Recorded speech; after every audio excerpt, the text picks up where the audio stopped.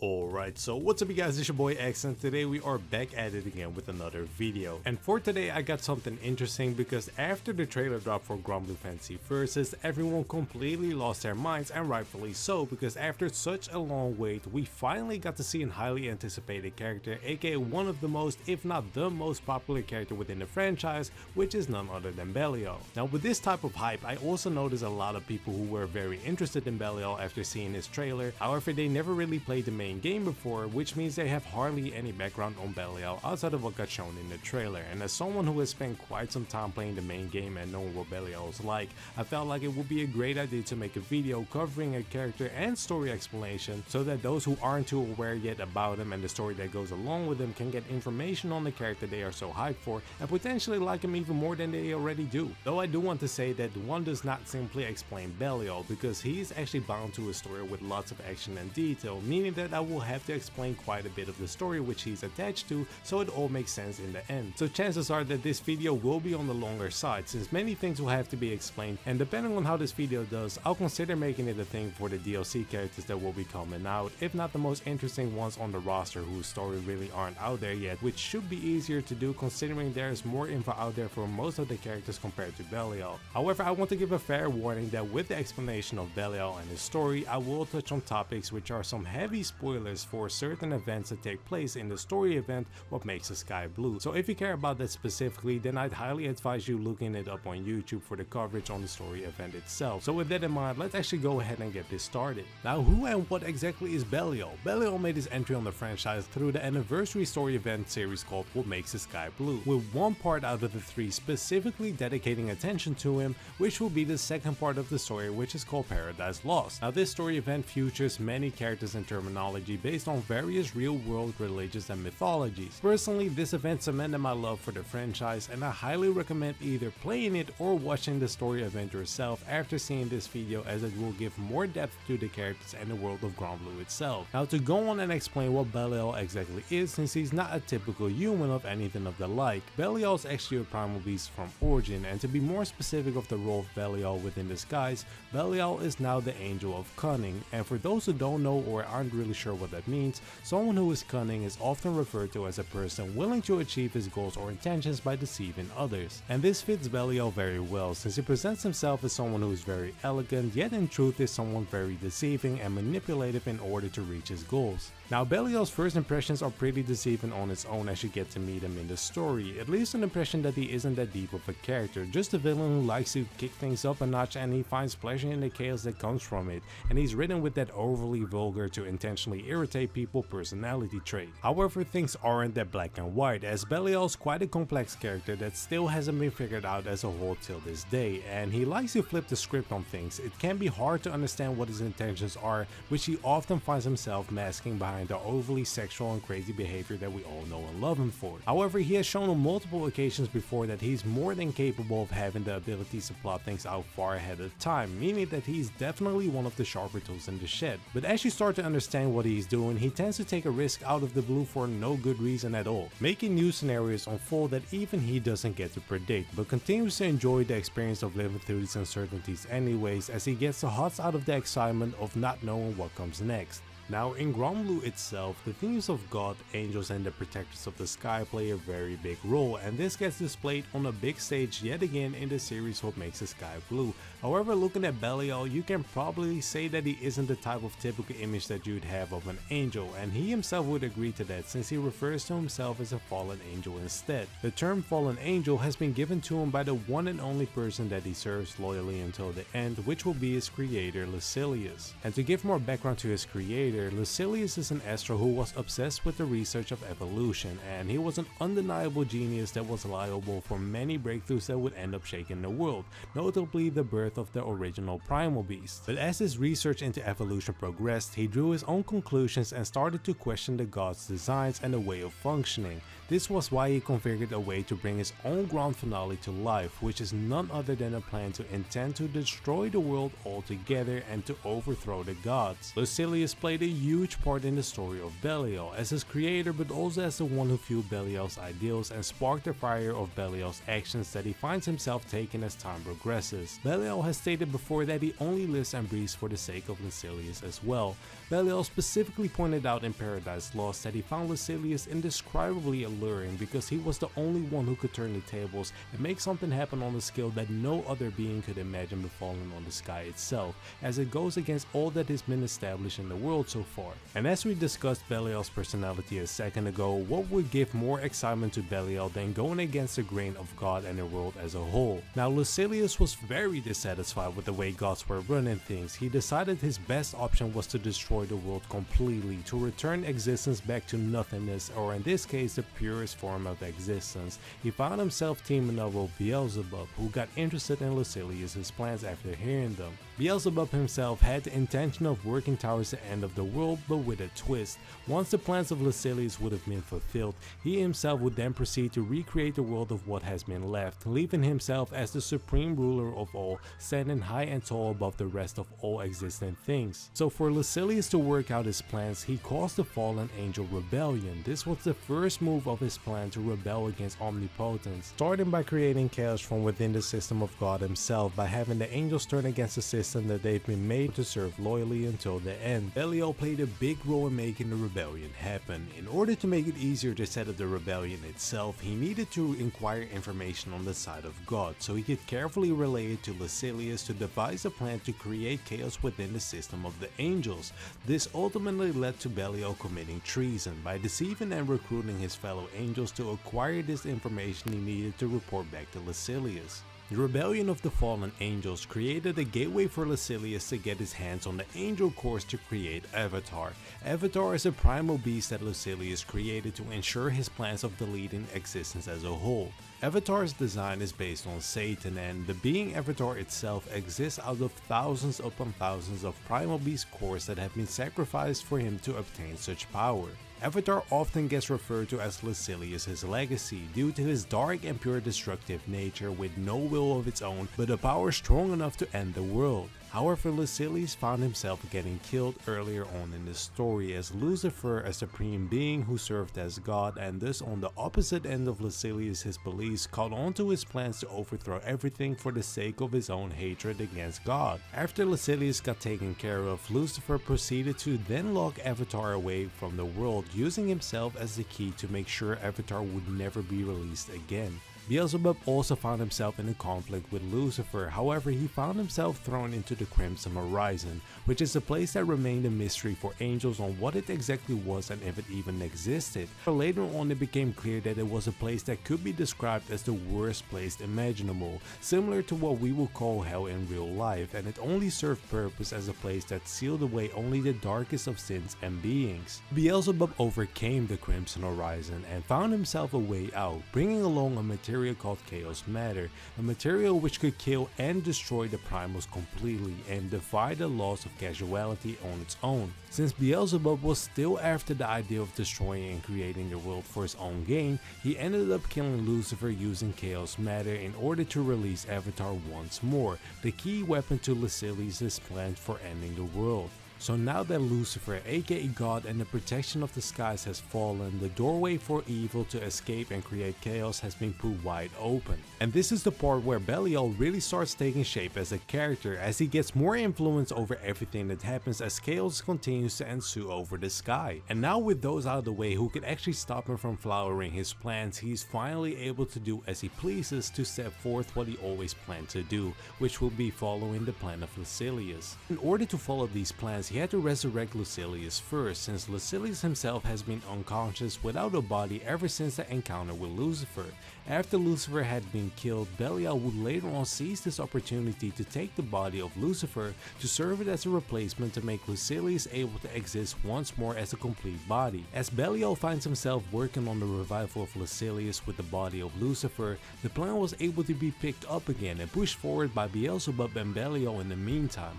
both to continue working towards Lucilius' grand final. And at this stage of the plan, Belial would start working together with the likes of Beelzebub, since both have now fallen under the same plan to execute. However, this partnership would end up not lasting on a good note rather quickly, since both Belial and Beelzebub had made up their mind individually with plans of their own. Working together was doomed to never work out. Both sides are after completely different goals and ready to betray another in order to reach them, whilst Beelzebub is after reaching his own position as the true ruler of all of existence. Belial is in it to follow right behind Lucilius, which would mean ending all of existence for good. However, the plan still gets pushed forward, which caused a huge conflict between those who stand to protect the sky from falling, which in this case will be Lyria and the gang and the angels that haven't fallen yet, and those who back Lucilius, who are looking to exterminate the Omnipotent. Beelzebub and Belial ended up sitting together, looking over how the conflict unfolds underneath their noses in real time. With how things are rapidly unfolding, Belial tells Beelzebub that it seems that the protectors of the sky have figured out a lot more than he thought. Beelzebub gets angry at Belial, immediately questioning how this could even have been figured out, as this raised a lot of suspicion on Beelzebub's side. And as we discussed earlier about Belial's behavior of cunning, he instantly tried to string Beelzebub on by telling him multiple lies on not being able to destroy all the evidence of the plans that had been brewed by Lucilius, which were all noted on paper in Lucilius' research lab. This was Belial's reasoning behind why the Sky Dwellers, as he likes to call them, seems to have found out about their plans. However, Beelzebub doesn't find any satisfaction in those answers, as he is well aware of what type of person Belial is. Beelzebub makes clear that he knows Belial's playing games under the table. He brushes it off in confidence, as he believes that no matter what happens, there is no stopping the end of the world now, and there's also no stopping Beelzebub. During the chat that raised the tension between the two, a development took place in conflict, as a certain fallen angel finds his way onto the battlefield, which will be an old friend who was also amongst the rank of the angels along with Belial. This angel was Sariel, which received the role of the Angel of Execution, and as the title states, Sariel was made to kill. Even with such a title to his name, something was not sitting right with Sariel. Sariel was never a cold-blooded killer as his role was supposed to be. It was quite the opposite, as he did not enjoy hurting or killing. This left Sariel in a really bad state of mind, as he questioned his own creation and the system around it.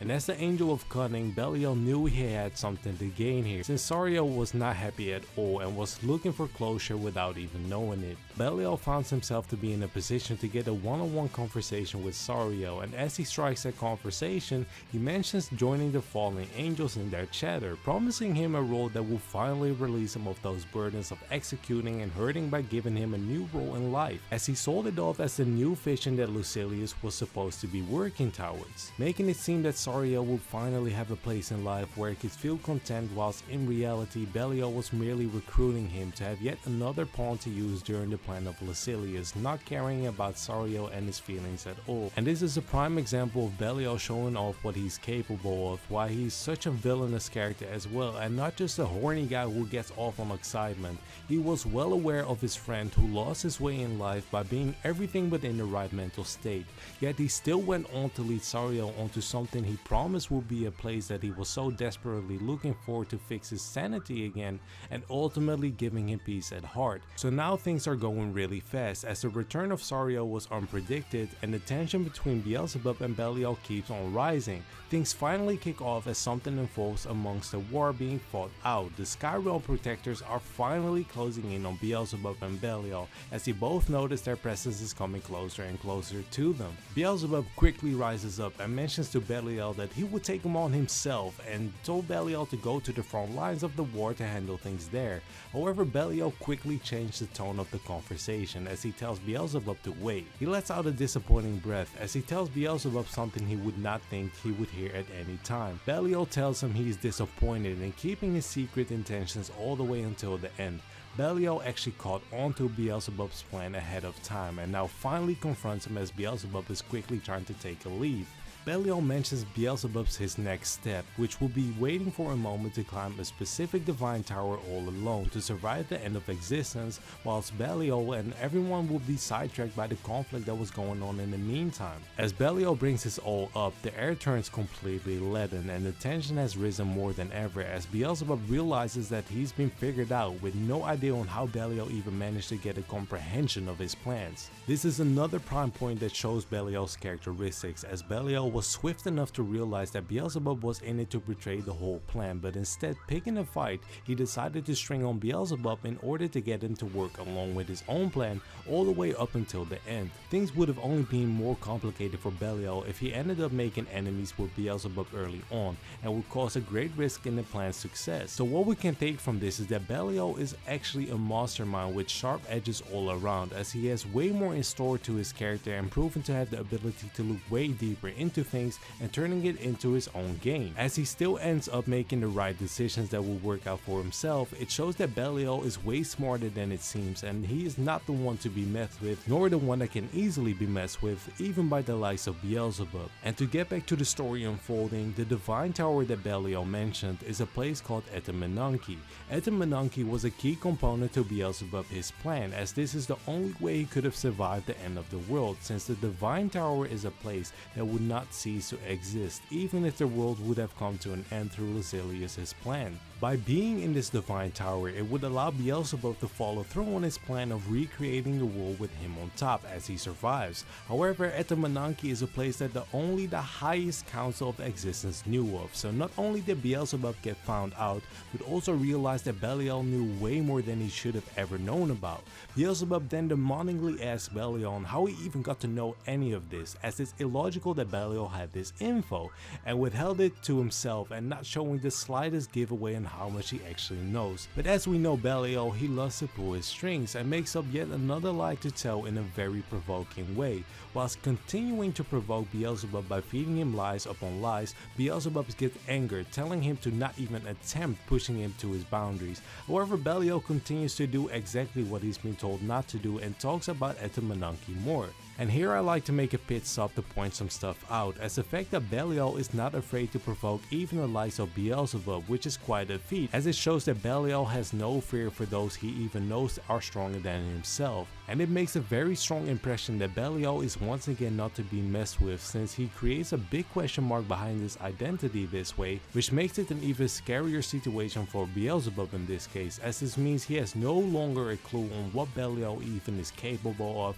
or considering he knows way more than he should and isn't afraid to counter him even though he's well aware of the power gap in between them. It only creates mind games and anxiousness, since who is to tell that he's actually as weak as he presents himself to be. I think this showcases Belial greatly on how sharp he really is, as he completely got into Beelzebub's head purely by having a sharp tongue, and that defines him as a character very well, seeing how provoking he can be with his behavior at times, yet is smart enough to get into someone's head completely, infiltrating any sense of securities they might have had and breaking his opponents down from the inside out. And if you just keep that in mind, that he's completely breaking someone from the inside mentally, it makes Belial way more interesting and dark toned as well, since he's not just a villain who is strong by the means of power, but he has way more layers to him and uses them in unconventional ways to break someone apart. And breaking someone apart by emotion and mind games is something very evil, defining his capabilities of being a villain very well and putting the mark on his villainous ways. Now to get back to the story, Belial mentions the interior of the tower, and Beelzebub quickly asks him if he knew more about the interior, since Beelzebub himself did not.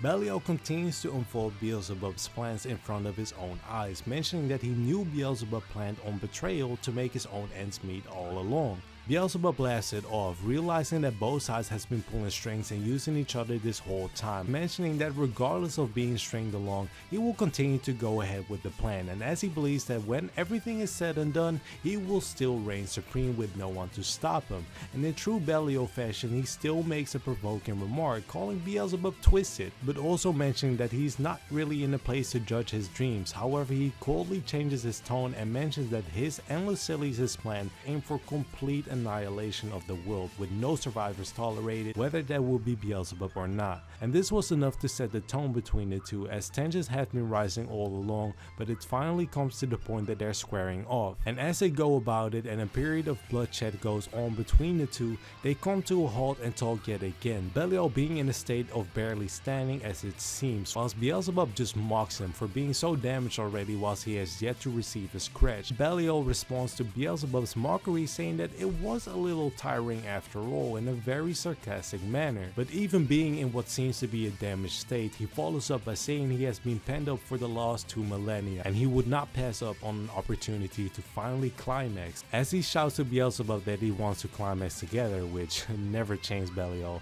he launches his attack, hitting Beelzebub, or so it seemed. Beelzebub was so swift he managed to summon someone to take the hit instead, and Belial did not expect to see who he saw, which would be Sariel. Sariel right here is as confused as ever, having completely lost his sanity. First he gets summoned into a conflict, and then he gets summoned by Beelzebub, facing Belial's attack in mere seconds. Now Belial's swift tongue manages to trigger Sariel's inner memories, making him remember Belial and actually restoring his sanity. But time would not be wasted, since Beelzebub quickly stabs both Sariel and Belial right through their stomachs. However, things quickly turn around for Beelzebub as he is in for one last surprise, an attack running swiftly through the chest by Lucilius. As Beelzebub starts falling onto his knees, Lucilius is quickly met with attacks from the sky's protectors that have been trying to reach Belial and Beelzebub to stop their plans all this time. Lucilius gets attacked, however Lucilius deflects all these attacks and set out for the Divine Tower himself that Beelzebub was trying to reach. With Lucilius taking his leave, it would put up Belial to come face to face with the crew of Lyria and the gang, and the new Supreme Primarch being, or God if you will, which will be Sandalphon. Belial sarcastically mentions that he is really in no state to fight, and that he thinks that it's not fair for the one Supreme Being to gang up on him as he's already wounded from his fight with Beelzebub just seconds ago. However, this does not stop Sandalphon, but right before Sandalphon can land an attack, Sariel stands in between the crew and Belial as he wants to protect the one person who gave him a reason to live on. Sandalphon, however, tries to make sense out of Sariel's actions, trying to explain that he was just a mere pawn in the play of Belial and that Belial never even cared for him. And Sariel actually acknowledged that he's been used by Belial, however he's not being swayed from protecting him at all. As Sariel runs through his reasonings on why he continues to protect Belial, the ultimate betrayal happens once again. Belial tears apart Sariel's wings in the most brutal ways possible from his back, and he absorbs them himself, backstabbing the one person who vowed to protect him, even if he knew that he's been used in the plans of Belial and that Belial never even truly cared for him all this time. By absorbing the wings of Sariel, Belial finds a new power rise within, which is supported by gaining Avatar's healing abilities and the destructive urges that he has, making him more powerful than ever before. And by having these new powers, he transforms into his final form, the demonic state that many people have seen in the trailer of GBVS, however had no idea on how this came to place, and saying that this form is strong is an understatement, since he manages to keep his own, fighting not only Sandalphon, who carries the power of God at this point, but also fights off the crew of Lyria at the same time. Now I wish I could go in more detail about this form, but sadly there's not much more known about it than what I'm telling you right now. Perhaps the future will allow us to go deeper into it, but up until now we have to do with what we have. And on that note, I end the backstory of Belial here. Now I must say that I'm not familiar with making these type of videos, and it was kind of exciting to make one for the first time, but what I really hope for is that people who clicked on it and are listening to me saying this right now actually had a good time listening to the video and the story of Belial and did not regret spending their time on this video. I actually have more videos coming up talking about Belial, which I think are some very interesting subjects and are videos that can be made in a style that I'm more used to and feel more comfortable with making. I have no clue how this video will unfold, but I guess only time will tell. If you guys have any feedback for me to improve these type of videos in the future, then let me know in the comments down below, as I will 100% consider anything you guys might shoot my way. So that was it for the story of Belial. We have reached our climax. It was your boys LSJ signing out for today. Stay happy, stay blessed, and I'm out. Peace.